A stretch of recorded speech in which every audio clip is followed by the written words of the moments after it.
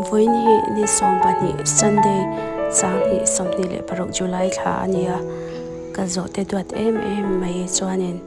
ni som July Friday ni khan parvo wangin wal min lo liam Santa ama hi kamai don ema heng ma tan ti the kan nei to si lo atin athana hianin li kan phun tok mai ni alo nu na moi ta ka par the nge kan bei se ma ngai te chu